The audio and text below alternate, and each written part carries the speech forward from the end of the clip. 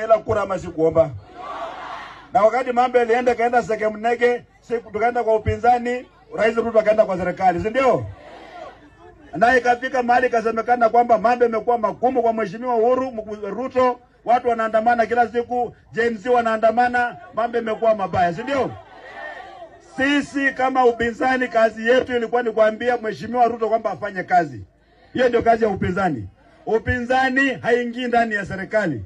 Wakisema SHA ni mbaya, sisi kama upinzani tunaambia wananchi yetu ni hii, ni afadhali kuliko SHA. Hatuwezi kwenda kuingia kwa serikali kwenda kutekeleza SHA ambaye wananchi wamekataa.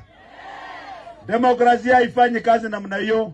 Mkitaka mkuwe na serikali mzuri, mkuwe na serikali strong, na pia mkuwe na upinzani strong. Kenya hii serikali strong imemeza upinzani strong, wananchi hana mlinzi tena, nyinyi mko peke yenu. Mnajua hii maneno? Mimi nimejitolea kuongea hii maneno, maana hakuna mwingine atayaongea, mtawahi kuona. Mimi nimesema waje niongee, si ndio? Watu wangu niongee ama nisiongee? Na nitaongea sana. Nitaongea sana. Sisi tunaheshimu president, si ndio? Kwa sababu ni rais wa taifa la Kenya. Lakini hatuogopi yeye. Ama namna gani? Mkiogopa president mnajenga dictator ambaye atakuja kumaliza nyinyi. Lazima ajue kwamba akifinya wa Kenya kuna mtu ambaye atapiga kelele. Ama namna gani watu yangu? President sio Mungu. Ama yeye ni Mungu? President sio Mungu. President anakula ugali kama mimi. Ama namna gani?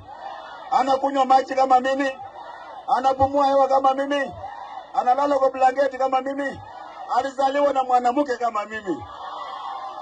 Sasa tunaogopa nini? Tunaogopa nini? Na pia yeye alipiga magoti akaomba kura, na mimi niliomba kura, si ndio? Kama yeye ni mkubwa sana, mbona aliomba kura? Anaomba kura na kunyenyekea, maana yeye ni binadamu. Ama namna gani? Watu wetu tusikubali kuweka mtu mmoja aende pale akue Mungu. Hatuwezi kubali. Mkisema president akue Mungu, mmekwisha kabisa, mmekwisha. Tumeelewana? Na ndipo mimi naambia Raila, wewe kiongozi wewe